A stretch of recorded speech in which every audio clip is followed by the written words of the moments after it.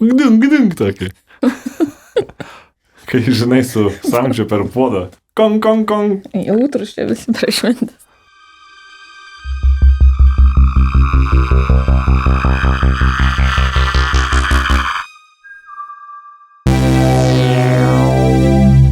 Kūrybotyra. Sveiki, kūrybotyros klausytojai. Labas, Milda. Labas, Augustinai. O, nesonu, pasakėm labas, Jonai. Ir šiandien iš karto griebsiu jauti už ragų ir pristatysiu temą. Ir galvojau, jau senokai galvojau, kad šita tema man yra įdomi, kūrybiškumo lauke. Ir galvojau, galiu padaryti ją labai įdomią ir pasistengsiu padaryti ją įdomią. Ir tikiuosi, kad tu man, Milda, padarysi ją padėti padaryti įdomią šitą temą ir šią laidą. Bet kad dar būtų įdomiau, tai pasakysiu, kad aš visiškai šitai temai nesiruošiau. Gerai. O temą bent jau turėsim? Aš turiu temą ir turiu prisirašęs tokių savo minčių kratinių, bet, kaip pasakyti, čia yra labai mano seni tekstai, aš jos tiesiog visiškai prieš pat įrašą čia susimečiau į Wordą ir pasileidau spausdinti, bet tema skamba spontaniškumas ir kūrybiškumas. Tai labai tema, kad nesiruošiai. Taip. Tikrai. Visiškai nesiruošiau ir toj pasižiūrėsiu, ką aš čia tokio esu pasirašęs. Nesiruošęs, pasirašęs. Taip. Čia žinai, kaip būna. Aha, dabar kažką reikia išeiti. Dabar gudri pauzė. Taip, gudri pauzė ir mes pradėsime nuo... Turime dvi kūrybos pavaras. Lankstumas ir atkaklumas. Šitą labai gera mintis, kažkada irgi esu paskaitęs apie kognityvinį lankstumą. Tai reiškia, kad mes labai dažnai greitai galime pereiti nuo improvizacijos prie iš tikro žinojimo, pačio tikriausio. Tai mano praktinis pavyzdys ir mano studentai vargšeliai žino šitą kūrybinę metodiką, tai mes darom tokį žaidimą. Atsispausdinu gal 500 įvairiausių žodžių. Ir kokių daiktavardžių, būdvardžiai, nesvarbu? Dažniausiai tai yra vertybiniai žodžiai. Kas yra vertybė? Taip. Jie išsitraukia vieną iš tų vertybių, tai yra jau viena pusė užduoties, o prieš tai dar jų paprašau, kad kiekvienas pasiūlytų kažkokį tai žinoma visiems gerai prekės ženklą arba paslaugą, produktą. Tai gali būti, kokios nors žymios firmos kompiuteris. Taip. Gali būti kokia nors populiari muzikos klausymosi programėlė. Aš žinau, kad jeigu pasakysiu nors vieną prekės ženklą, po to mums Jonas duos per galvą. Tai už tai taip gudriai dabar nesakau. Kokį nors saldų, populiarų visiems žinomą gėrimą. Ir jie patys studentai išsitraukia tą vieną vertybinį žodį kažkokį tai, ar ne kažkokią vertybę, o visa grupė spontaniškai išrenkam atsitiktinį ant lentos parašytą prekės ženklą. Tada aš paimu telefoną, įjungiu laikmatį 5 minutės ir pradeda laikas suktis, mažėti ir žmogus turi išeiti prieš auditoriją, visiškai nesiruošęs ir papasakoti apie tą produktą ir paslaugą, kaip kokiem nors verslo rykliam ar angelų ten, kaip ten vadinasi, ten tas šou. Papičinta neturi. Taip ir pristatyti tą produktą arba paslaugą, lygtais mes jos visai būtumėm negirdėję. Spontaniškumas sujungtas kartu su viešuoju kalbėjimu, su pardavimais, improvizacija, su pristatymu ir tą pačią improvizaciją. Taip. Nesakau, kad visiems sekasi, daug kas pyksta, labai mažai, aišku, vėlgi čia nuo grupės priklauso, bet jeigu grupėje dominuoja daugiau introvertų, tai dažniau žmonės bijo išeiti ir nusišnekėti. Bet gaunasi labai labai įdomių situacijų ir vienas iš įdomesnių dalykų, kada jau visiškai atrodytų žmogus išsisemia ir lygtais nieko nebegali pasakyti apie tą produktą ir paslaugą, aš leidžiu traukti vieną kartą papildomą vertybę ir kalbėti per tą naują vertybinę prizmę. pratęsti tą istoriją, ne? Taip ir toliau tą visą likusį laiką iki pat pabaigos išnaudoti. Ir kokių esat prikapstę išvadų bedarydami šitą metodiką? Susiduriam vienu metu su tokiomis, sakyčiau, 3 problemomis. Viena problema yra, kaip jau ir kalbėjome, tas spontaniškumas, reiškia nepasiruošimas. Ne kiekvienas gali pakilti iš savo vietos ir kalbėti apie bet ką taip, lyg išmanytų tai, protingai, motyvuotai, artikuliuotai, su faktais, pagrindžiant, pateisinant ar ne savo kiekvieną sakinį, padarant protingas pauzes. Tai čia yra viena problema. Antra problema, kad dažnai žmonės iki galo, iš esmės mes net nežinome praktiškai jokio proceso nuo pradžios iki galo. Tai mes žinom tik tais, pavyzdžiui, saldusis gėrimas, kurį tu gali įsigyti parduotuvėje, kad ten yra, tarkim, daug cukraus. Bet kaip jis yra paruošiamas, koksai receptas ir ką tu turi papasakoti ir kada tau dar matai, kad bėga laikmatis, ar ne, kaip ten smėlio, ar ne, tas smiltelės byra ir vis jo mažėja. Yra tokia baimė, tai čia yra antra problema. Ir trečia problema, su kuria susiduriu, kad be viso to, kad reiškia spontaniškumas, reikia išmanyti, antras dalykas, ir dar trečias, tau dar reikia išsitraukti kažkokią tai vertybę. Ir grindžiant tą vertybę, tu turi kalbėti. Aš tai pastebėjau, panaši situacija įvyksta, kai aš su savo kūrybiškumo kortom vedu edukacijas ir irgi yra išvedimas iš komforto zonos, kokios nors netikėtos arba kartais kvailai net atrodančios užduoties įvykdymas ir žmonės truputėlį pradžiai užsiblokuoja, nes atrodo čia nepatogu, ne taip kažkas, neįprasta ir panašiai, bet vėliau, kai jie priima tą kaip žaidimą, nes, aš pateikiu, kad čia yra žaidimas, čia nėra blogo atsakymo, čia yra tik tai kūrybiškas jūsų sprendimas šitoje situacijoje, jie kažkaip įjungia tokią kitą tarsi pavarą ir leidžia savo pakvailiot. Ir labai, labai dažnų atvejų mačiau, kad tie, kurie sako, aš tikrai nesugebėsiu, padaro tokį gerą rezultatą ir visi tiek prisijuokia ir paskui vos ne ploja atsistoja jiem, nes tikrai jie leido savo kažkaip tai pakvailiot. Ir toksai truputėlį paradoksas. Tai mano būna visada rekomendacija pasižiūrėti tai kaip žaidimą, nes gal tai per rimta, gal jau čia kas nors vertins tokį pristatymą stebėdami, gal jau čia sieks balus už tai rašyti arba baisu nusišnekėti, nes ne tai kažkokia informacija, nei tą pusę gali pasakyti, ypač apie žinomus prekės ženklus. Jau atsiranda tokie baimės klysti, daug tokių dirgiklių. Ir kaip jas paminėjai, kad nesiseka, dažnai žmonėm arba jie netgi bijo, ar tikrai nesiseka, ar tik tai jiems taip atrodo. Čia visada prasideda tas toks vidinis kritikas, net ne vietoj įsijungia, net nepradėjus bandyti, jau vidinis kritikas bamba, kad čia jau tau nepavyks. Tai dažniausiai reikia duoti nosį tam kritikui ir tiesiog truputėlį leisti jam pavėsį pagulėti. Prieš tai, kai jau jisai gali kažkur pasireikšti, nes kol nepadarysi, tol tas vidinis kritikas neturi dėl ko ir prieštarauti. Čia labai gerai paminėjai, nes aš iš karto susimaščiau, kaip reikėtų pavadinti, pavyzdžiui, spontaniškumo kitais žodžiais. Tai pagalvojau, kad tai galėtų vadintis realaus laiko kūryba. Ir kibirkščiavimas. Toks kibirkščiavimas. Ir toliau galvojant apie realaus laiko kūrybą, man asmeniškai gyvenime yra pasisekę matyti, kaip žmonės spontaniškai arba realiu laiku tą savo kūrybiškumą išreiškia. Pavyzdžiui, kokį tu žinai pavyzdį? Realiu laiku.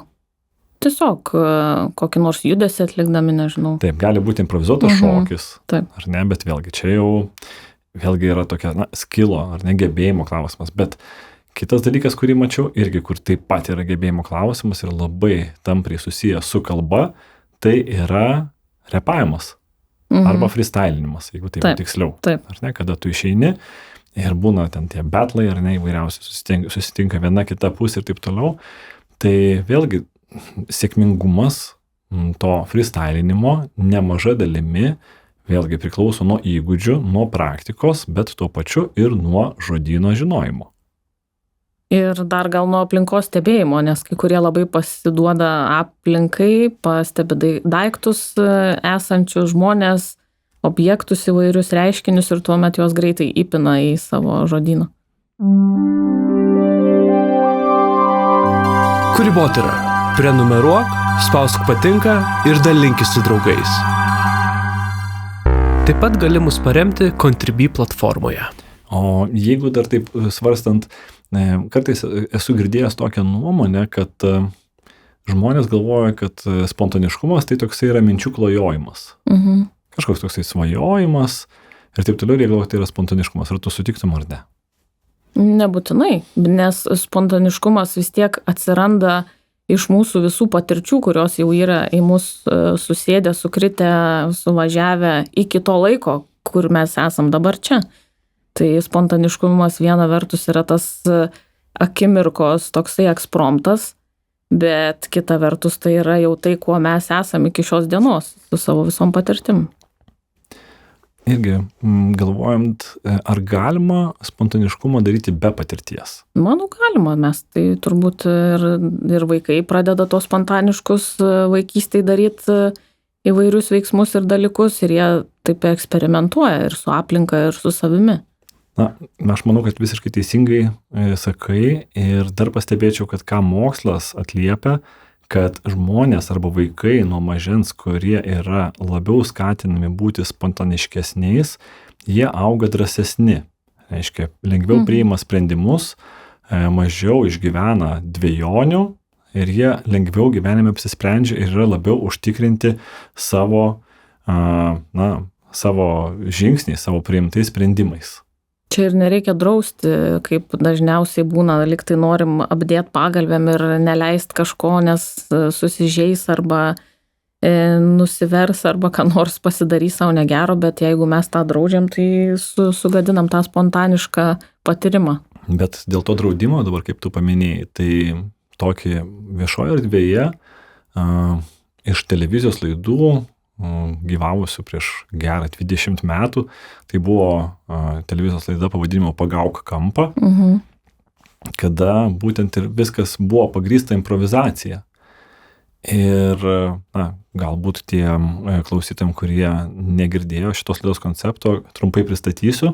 Tai yra laida, kur ateina profesionalūs teatro aktoriai ir dažniausiai studijoje yra žmonių, kurie yra linkę pasiūlyti įdomių temų arba situacijų ir aktoriai leidžia pasirinkti kažkokią tai situaciją, personažą, profesiją to paties personažo, kažkokią situaciją ir sutinka, kad vėl auditorija parinktų kitą personažą, vėl kokį nors duotų daiktą arba kažkokią dar papildomą situaciją on top. Ir po to išrenka aktorius ir tie aktoriai eina ir staigiai improvizuoja. Ir visai linksmų situacijų gaunasi ir tai buvo pramoginė laida. Bet pagalvojus, ar spontaniškumas gali būti rimtuose, kabutėse, sakykime, projektuose, kur yra kažkokie tais dideli pinigai, kur yra tiesioginis eteris. Ko gero, galbūt... Verslo susitikimuose, pavyzdžiui. Bet jeigu kalbant apie tokius televizijos arba šou, radio laidas, arba dar tokius kažkokias tai, kad ir tos pačius susitikimus su žmonėmis, aš manyčiau, kad daugelis žmonių visgi bijo improvizuoti, bijo būti spontaniškais, dėl to, kad galvoja, kad tai ne visą laiką yra teisingiausias kelias. Kokia tavo nuomonė? Tai, kad bijo, tai faktas. O kai kurie formatai tiesiog, man atrodo, net neprisileidžia šitos minties, kad jie net galėtų imtis tokio modelio kaip spontaniški tokie nukrypimai lyriniai. Tai, bet man tai atrodo, kad čia daug jie praranda. Visai galėtų tokius įsivesti periodiškai. Net žmonėm jau truputėlį esam atbukę nuo to viso surepetuoto, ištreniruoto, išgludinto, nudailinto pernelyg kokio nors ir iššlifuoto produkto. Kartais dabar kaip irgi ir dirbtinio intelekto visais įrankiais besinaudojant pastebim, kad ta žmogiška klaida, jinai kaip tik truputėlį priduoda to tokio tikrumo. Ir mes, nežinau, nesurobotėjom turbūt iki tiek, kad nepadarytume tų klaidų. Tai tas klaidos žavesys gal kažkiek lieka. Aš jau nekalbu apie tokias kritinės klaidas, kurios, žinai, turi kažkokios reikšmingos situacijos vienuose ir kituose sprendimuose, bet man atrodo klaidos žavesio tai tame yra ir spontaniškumas būtent leidžia turėti tą klaidos žavesį. Tai galbūt tai yra, kaip tu sakai, mūsų kultūros dalis, kad mes esame kažkiek, bijome labiau šito dalyko, spontaniškumo. Gal mes bijome savo kasdienybėje, net nelabai norime įtaikyti. Tau, pavyzdžiui, baisu buvo dabar nesiruošus ateiti. Šiaip tikrai buvo nesmagu, nes, kaip sakant, negaliu atsakyti, ar aš būsiu patenkintas ar ne tuo rezultatu. Ir spontaniškumas dažniausiai, ką aš bent jau pastebiu, dirbdamas su savimi, kad labai dažnai spontaniškai kažką darydamas, po to save įsivertindamas, aš kažkiek ir baudžiu. Ir galvoju, galėjau dar tą pasakyti ir kitą, ir kodėl šito nepaskaičiau. Ir truputėlį taip ir save drausminu, kažkiek baudžiu. Bet tai čia gal susiję ne tik su spontaniškumu, čia ir kitais atvejais save gal ten analizuotum ir baustum ir rastum, kur pašlifuotai. Man atrodo, čia ne vien su spontanika šitie. Tai tiesiog ką noriu pasakyti, kad ant svarstyklių dedu du tokius dalykus. Tai vienoje pusėje turim laisvę, kad galiu dabar siūlyti vieną, kitą temą, klausimą kažką paklausti tavęs, bet kitoje svarstyklių pusėje yra rizika. Ar ne? Tai turime ir laisvę, ir riziką. Ir tas man irgi apie spontaniškumą irgi tą esu pasižymėjęs, kad man labai dažnai tokios jausmas yra, kad būtų geras, kažką paimprovizuosiu ir pažiūrėsim, kas gausis spontaniškai, netikėtai. Ir po to galvoju, bet aš rizikuoju, nes gali visai viskas kitaip pasisukti. Gali. Bet tada man būna, besvarstant, ar surizikuoti ar ne, ateina visada toks, o tai jeigu dabar nepabandysiu, tai tada greičiausiai pasigailėsiu, kad nepabandžiau. Tas irgi tiesa, nes gyvenime labiausiai liūdna yra tada, kada tu nesusikaupiai, neradai savyje valios, jėgų, padaryti taip, kaip norėjai padaryti ir kažkaip save užgniaužiai, užgožiai arba atsitraukiai. Taip. Tai norėčiau tavęs paklausti, kada paskutinį kartą buvai spontaniška, taip, kad po to pasakei, čia buvo, ko gero, mano geriausias sprendimas, kad taip ir padariau. Spontaniška. Aš tai dažnai kasdienybei tokių, nežinau, spontaniškų, kaip čia ferverkų pasidarau. Tai net nežinau, kaip čia ar įvardint kaip kokį didį įvykį, bet... Įvardink. Įvardinta, ne? Kokią nors išskirk vieną. Vieną? Tai tiesiog spontaniškas vienas buvo čia vėlų rudenį, jau ganėtinai šalta ir tiesiog saulė švietė ir sugalvojau, kad einam ant bokšto užsilipę papietaut, kodėl mums čia reikia kažkur pietaut įlindus į kokią nors kavinę arba sėdėti biure, einam papietaut ant bokšto ir visai buvo ganėtinai vėsu, bet saulė švietė ir toks buvo, wow, visai kitokie pietus ir toksai smagus sprendimas. Dar parizikavot gyvybę savo. Taip, bet iš to pasidarėm tokį smagų, kaip čia, projektą pietų. Tada dar tokių nemažai sprendimų, kur tiesiog dienos eigoje kyla ir kodėl mums dabar tą kavą gerti viduje ir atsisėdus kaip visada prie stalo mes galim įsipilti kavą ir išeiti aplink pastatą, gerdami kavą, vaikščiodami.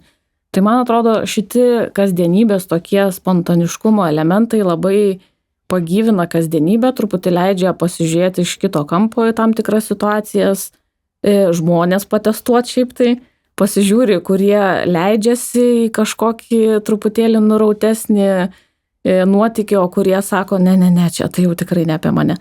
Tai ir žmonės pasitikrini tokiais atvejais ir tuo pačiu išeini iš to kasdienybės kažkokios rutinos. Tai aš šitus labai rekomenduoju ir pati praktikuoju dalykus. Tai dar tada patikslinsiu klausimą, ar tavo spontaniškumas labiau pasireiškia kalboje, galbūt sprendimuose, humore ar pačiame kūrybiškume? Gal beveik visose iš šitų, ką išvardinai, nes kalboje labai kažkaip mėgstu, kalbant naujadarius kokius nors sukurt, konstruktus žodžių, tada kūrybiškume, tai čia įvairios idėjiniai įvairūs dalykai, humoro jausme irgi tai čia irgi nuo naujų kažkokių sąsajų, naujų jungčių atsiranda tam tikros idėjos. Tai manau beveik visuose. Tik tai aišku, čia sunku turbūt pasilyginti, kur daugiau, kur mažiau, čia nėra termometro kokio, kur pamatuoti. Bet galbūt galima pamatuoti tą spontaniškumą, pavyzdžiui, galvojant apie greitį, kaip greitai mintis, ten neuronai, protonai šaudo ir mintis ateina, arba kryptis. Man, pavyzdžiui, asmeniškai atrodo, kad aš spontaniškas esu daugiau kalboje. Veiksmais, ne visados, bet turiu draugų, kurie būna veiksmai spontaniški ir tada mano spontaniškumas kalbinė prasme, jų spontaniškumas veiksmais kažkaip tokį labai labai gerą sinergiją sukuria. Taip. Tai kaip tu galvoji, būtent kas tavo kūrybiškame spontaniškume yra svarbiau, greitis ar kryptis? Jaučiu greitis. Manau, kad greitis. Bet kaip paminėjai, ar kalbinė, ar veiksminė, tai tikrai kalbinė greičiau išsirutulioja negu veiksmas, nes gal mes truputėlį į saugikliai kokie nors būna veiksme įsijungia, arba tada protas jau ateina daugiau, prageneruoja dalykų, bet kalbinė prasme tai taip. Dar kartais pastebiu, kad kada susipažįstu su naujais žmonėmis, tarkim, pavieniais žmonėmis arba žmonių grupe, aš tikrai nesistengiu ten labai pasirodyti kažkoks protingas ir ten naudoti kažkokius labai ypatingus žodžius ir taip toliau. Ir aš dažnai tokiu atveju aš mėgstu būti spontaniškas ir šiek tiek paprovokuoti, žiūrėdamas į žmonių reakciją. Ir kartais būna tas mano kalbinis spontaniškumas toksai ganėtinai lengvas. Pavyzdžiui. Ką nors tokio nusišneku ir pasiūlau kažką tokio ir žiūriu žmonių reakciją, arba kažką tokio pasakau ir žiūriu, kaip jie reaguoja ir pradedu juoktis. Ir jeigu matau, kad man neatsako šypsena, matau, kad ne tas vaibas, kad čia netinka, čia vadinasi reikia jau labai taip rimtai. Bet lygiai taip pat ir su, pavyzdžiui, kad atinu su studentais pačią pirmąją paskaitą, aš tikrai visą laiką stengiuosi kuo daugiau dalinti šypseną, žiūrėti į akis, kažkaip juos truputėlį paprovokuoti, spontaniškai pakalbėti, aišku, nieko neįžeidžiant, ir žiūrėti, kaip grupė ar reaguoja. Ir vienas iš tų dalykų, kodėl aš tai darau, nes aš pasižiūriu, ar manęs klausosi. Nes kada spontaniškai kalbi, nepasiruošęs, dažnai kažką nušneki ir į šoną, bet lygiai taip pat atkreipi dėmesį, ar žmogus klausosi ar ne. Ir dėja yra buvę situacijų, kad esu matęs, kad niekas nekreipia dėmesį, ką aš kalbu. Ir man tada tas spontaniškumas duoda tokį signalą, žmonės čia tiesiog atėjo, pasėdėti arba užsidėti pliusą. Taip, arba, jiem realiai neįdomu. Tai man tam tikra prasme spontaniškumas yra ir tam tikras būdas pasitikrinti, su kuo aš bendrauju. Ir kartais būna taip, kad žmonės man taip pat atsako spontaniškumu, atsako kažkomis tokiamis labai nurautomis idėjomis, mintimis, žodžiais, siūlo įdomius keistus veiksmus. Ir kažkada atsimenu kažkam užsiminęs, kad tai čia reikia nesidėti ir kažkur važiuoti. Tai gerai, sako, važiuojam kažkur. Ir neatsimenu, ten buvo vakarėlis ir sakau, tai gerai, važiuojam. Ir tada mane išsivežė ir atsimenu, parvežė namo 7 ryto. Ir aš galvoju, aš net tų žmonių net nepažįstu. Tarsi su kuo aš čia buvau, kur buvau. Bet gerai buvo. Taip, ten buvo, kaip sakant, ir svaiginimosi visokių ritualų, žodžiu, ir taip toliau, žodžiu, kaip vakarėlyje būna, buvo kažkieno tais gimtadienis ir, aišku, legalūs svaiginimosi būdai. Jau matau, Jonas per stiklą susiėmęs, žiūri, užsiėmęs facepalminą. Neaišku, kur ta spontanika. Bet baisiausias dalykas iš to spontaniškumo buvo, kada aš su tais 4 žmonėmis atsidūrėm, mes 4 atsidūrėm automobilyje. Čia eteriu, ne? Taip. Ir aš sakau, gal galit sustoti degalinėj, man reikia ten, nueit susitvarkyti reikalus. Ir jie sustojo ir aš tų 3 žmonių nepažįstu ir išeidinėdamas jau iš tualeto degalinėj galvoju, ar dar bus tas automobilis ar ne. Nes mes ten buvom, aš neatsimenu, kažkur Lietuvoje, aš net neatsimenu, kur mes buvom, bet buvom labai labai labai toli nuo namų. Tai tai kartais tai tokia yra... Bet iki šiol atsimeni šitą įvykį. Ir grėsmė, ir smagus prisiminimas, ir smagus potyris. Taip. O jeigu būtumėt vien sėdėję už staliai ir valgę mišrainės, tai net neprisimintum. Ten tas buvo momentas, kad aš iš tikrųjų išeidinėjau namo Ir pasakiau, kad man jau čia, aš spontaniškai pasakiau, jūs man čia visi nusibodot, aš einu namo. Tai kur tu eini? Tai namo, sakau, jūs vis tiek nieko įdomus neveiksim, o tai ką norėtum veikti? Nu tai kur nors pasivažinėti po Lietuvo, tai galim pasivažinėti. Taip ir nuvažiavo. Taip ir buvo, taip ir išvažiavo. Nu tai va, ir puikiai. Tai dar pabaigai norėčiau tavęs paklausti, aš jau net 2 kūrybinės metodikas pasakiau, gal tu, Milda, galėtum kažkokią tokią į šią spontaniškumo temą pasakyti įdomią metodiką, kuri tau pačiai būtų aktuali ir kur tu pati sutiktum šį dalyką padaryti.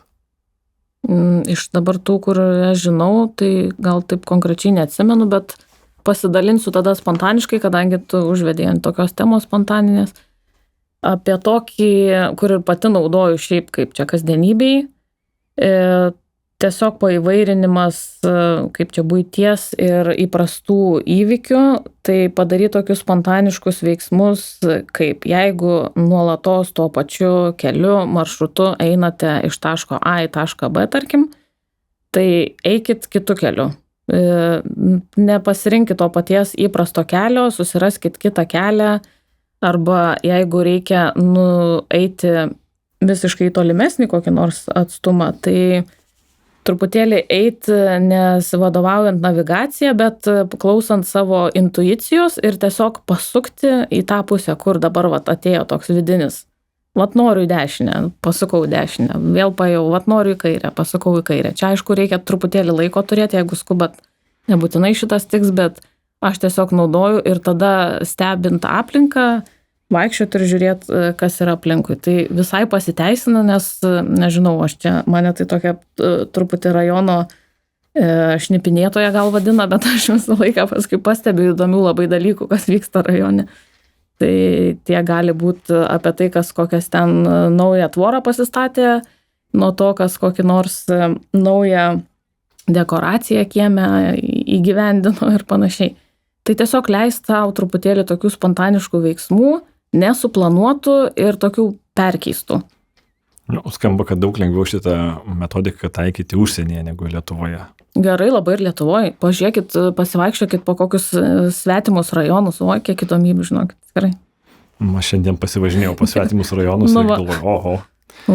Dar pabaigai irgi dar radau vieną tokią kūrybinę metodiką, kurią aš esu užsirašęs, bet nesu išbandęs, tai tokia maža nuodėmė arba akmenukas į mano daržą, bet pasirink vieną ir padaryk netikėtą posūkį, nes kaip jau pasakė apie tą posūkį, kažkaip galvoju, šitas man irgi labai tiktų ir galėčiau to mintį pratęsti šiek tiek, bet ką reikėtų padaryti? Išsirinkite vieną geriausią variantą ir jį reikėtų rinktis, pavyzdžiui, pagal įdomu ir įmanoma.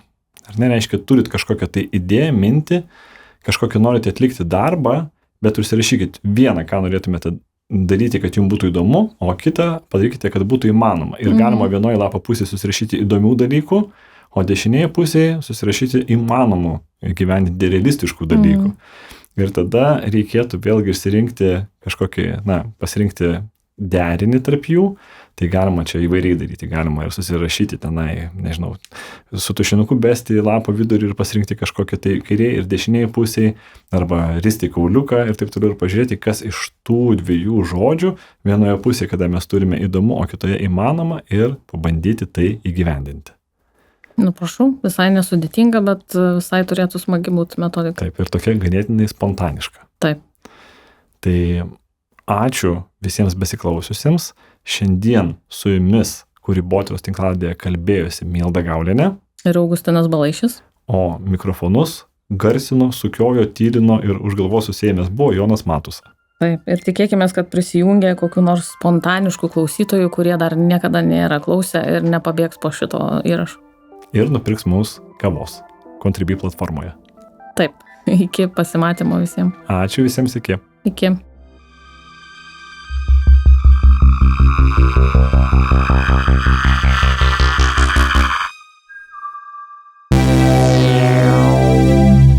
Kūrybotyra.